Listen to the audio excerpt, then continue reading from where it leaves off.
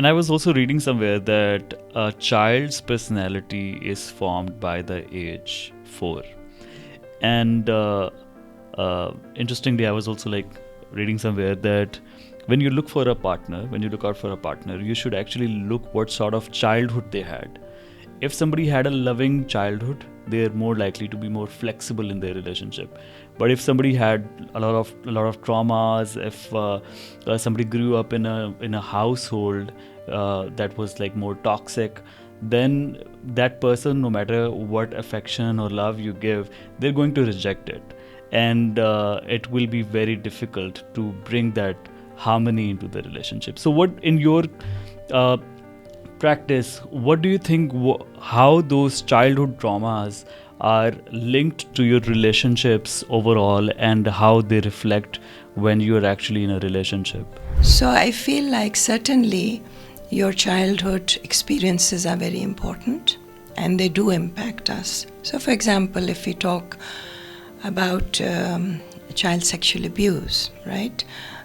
Or we talk about gender-based violence, and you look at men who are abusing, you may go back and look at the history and say, well, there was abuse in that family, or those children or adolescents or young men who are abusing children, or men who are abusing children, were often abused themselves as children. Okay, so there's no doubt that childhood experiences are extremely important, but I don't quite buy into the fact that people don't change.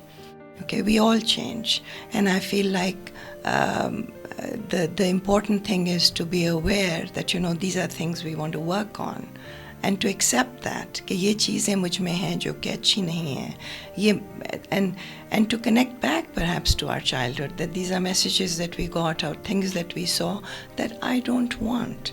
So you will also have men who have come from abusive households where they saw their mothers being beaten, who would never raise their hand on their wives or their daughters or any woman, right?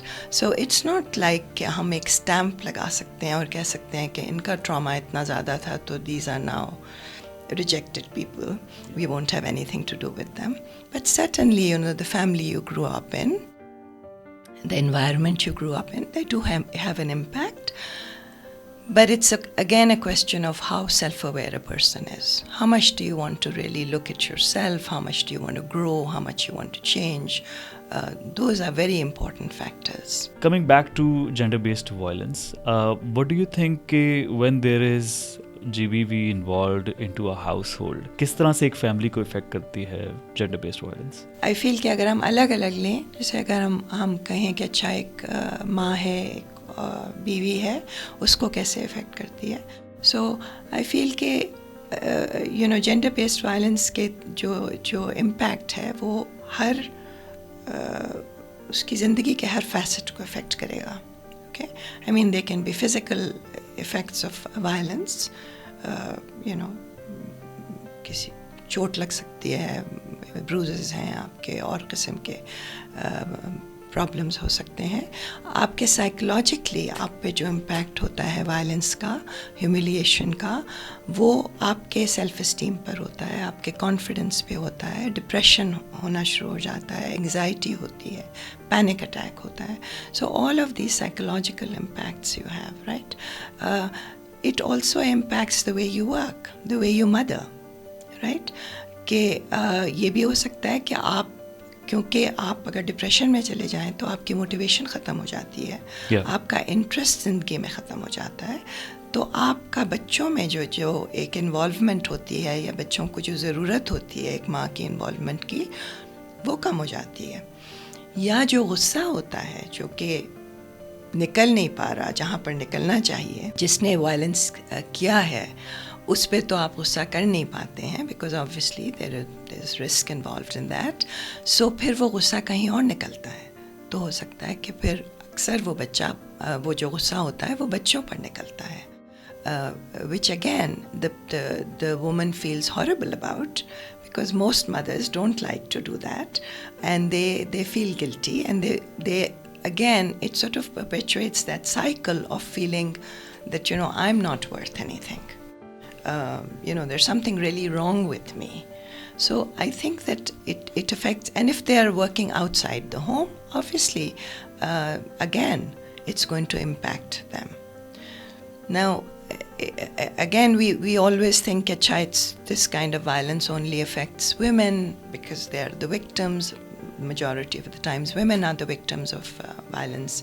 But I often talk about the fact that, when a person is the perpetrator, and I'm not at all saying that, violence doesn't happen to men.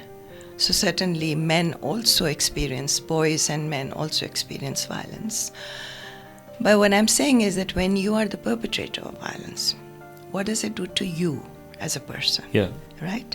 I think it also impacts you, because this constant need, if you talk about, why, what's the basis of violence, what's the root cause of violence, though a lot of it has to do with the way men are told to be in our society, right?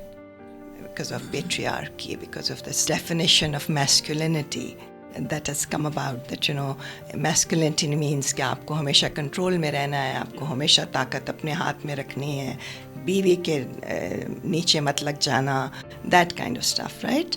So imagine that you're carrying that burden with you, and then of course, because you want to be in control, because you want to be powerful, then you will exert that power on the woman through violence if need be, or if you feel like that's what needs to be done. And anything that goes against your wishes, you feel like that's your response. Okay, maar peet karni hai ya. Now that kind of person then would find it very, very difficult to show themselves as vulnerable. They would find it very, very difficult to say कि मुझे भी कभी comfort चाहिए. मैं भी कभी hurt हो जाता हूँ, मुझे भी किसी चीज़ से डर लगता है, मैं भी stress में हूँ. So वो कभी उस पर बात नहीं करते हैं. मर्द अक्सर इन चीज़ों पर बात नहीं करते, जिसका असर उन पे बहुत होता है. Okay? So men tend to have, a lot of stress in their lives, but they don't know how to reach out for help. Yeah. Because they feel like that, of course, how can a man do that? How can a man ever cry when you're not supposed to cry? You're not supposed to show you're weak. So in some ways, it takes out the humanity out of a person when you're constantly using power and control as your means of relating to other people who are less powerful than you, right? So I think it affects men as well. And of course, children are affected very much, because like you were saying, childhood experiences have a great impact on children's personalities and the way they trust people, the way their relationships go about, right? So for example, a girl growing up in a household where she is used to her father abusing her mother, and she's used to the mother being passive and accepting it, will feel like that's the way to be. And she may marry someone who is just as abusive, but she will say, मेरी माँ भी तो सहती थी ना, तो मुझको भी सहना ही है, right? Or she may go the other way and say, I hate all men. I really don't want to get married. I don't want to have anything to do with men. And the first time that she has a conflict with a boyfriend, she will say, no, you're like the others. I really don't want to have anything to do with you. I'm not going to put up with this, right? So you can go the other extreme with a lot of anger and a lot of hatred without giving the other person a chance to sort of clarify things, right? Similarly with boys, boys can also, if they identify with their father, they will feel like that's the way to be a man. So if I want to be a man, I need to be like my father. I need to exert that control. I need to make sure my wife doesn't start talking back to me and sort of having her point of view in the conversation, right? I need to be the one who's always right, who should be listened to. I'm the authority.